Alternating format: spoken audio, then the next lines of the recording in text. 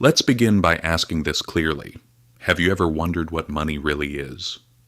For most of us, money means the amount that arrives in our account on payday. It's the figure we pay with our card, credit limits, installments, savings accounts. It's such a familiar part of daily life that we don't even question its existence.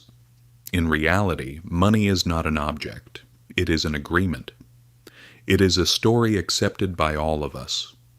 When 100 is written on a piece of paper, we believe it is worth 100 because everyone behaves as if it is.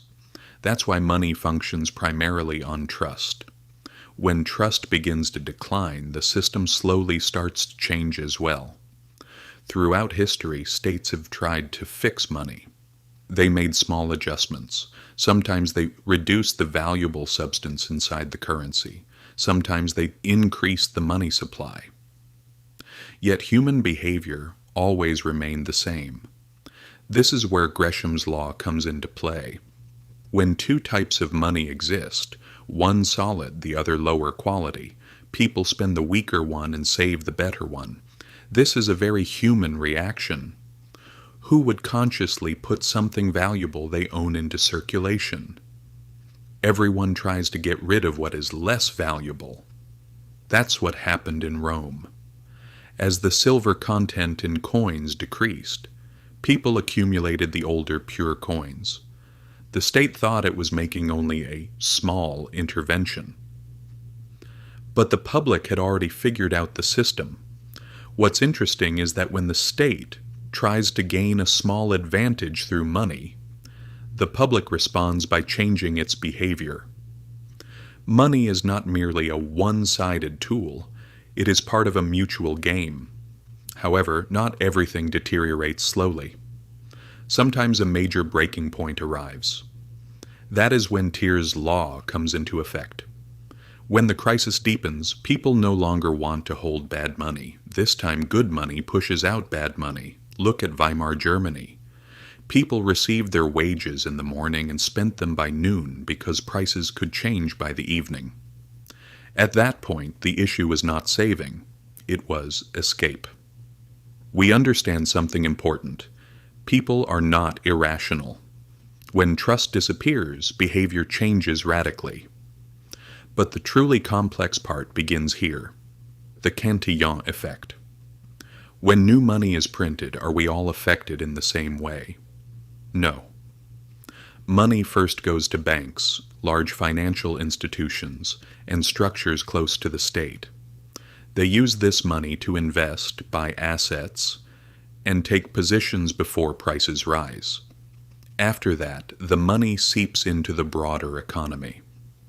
Wages may eventually increase, but prices have already gone up. So the issue is not simply, is there inflation or not? The issue is who inflation reaches first. That is why, in some periods, stock markets can rise while the public's purchasing power declines. Both can happen at the same time. And this is not a contradiction. It is a natural outcome of the system. When you realize this, many things begin to make more sense. They say the economy is growing, but why am I struggling more? Becomes a meaningful question.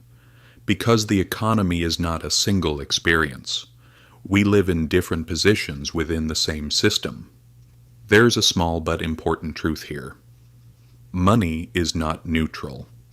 The order of distribution determines the outcome. Now let's zoom out a bit and move from individuals to states. States, like individuals, borrow money. But the key difference is that states can print money. At first, debt is beneficial. New roads are built. Industry develops. Production increases. Debt accelerates growth. But over time, the situation changes. The first debt generates investment. The second debt closes deficits. The third debt keeps the system alive. The fourth debt merely pays off the previous one. This is where what we call the diminishing returns of debt appears. Each new debt is not as productive as the previous ones. States are forced to make a difficult choice. Either raise taxes, cut spending, or choose a more hidden method. This hidden path is called financial repression. You keep interest rates below inflation. Savers lose in real terms. The state's debt gradually decreases in real value. No one openly says we increase taxes, but the purchasing power of savings declines. This situation is not very dramatic. There are no riots in the streets, yet over the years a large transfer of wealth takes place. Then the global dimension comes into play. If a country's currency is central to world trade, that country must constantly supply money to the outside world. This usually means running a trade deficit.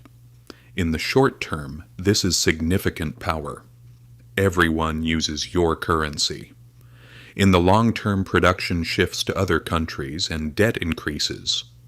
Power and fragility always come together. There's also the issue of numbers. States target inflation, unemployment, and growth. But once a number becomes a target, the system begins to shape itself around that number. Inflation may be 2%, yet your cost of living may feel higher. GDP may grow, but debt may also be increasing rapidly at the same time. When the gap between numbers and lived experience widens, people become uneasy. And when we put all of this together, what emerges is this: money is not magic, debt is not infinite, trust is not unlimited. But this picture does not have to be hopeless. Real strength begins here, trying to understand the system without romanticizing it or demonizing it, not simply saying good or bad when interest rates fall, not only complaining when inflation rises. Questioning what rising debt is actually financing. When you understand how money circulates, you can approach events more calmly. And having a calm perspective provides a significant advantage in the economic world. Perhaps the real issue is this: the game is not entirely fake, but the rules of the game are not applied equally. Knowing the rules at the very least helps you play consciously.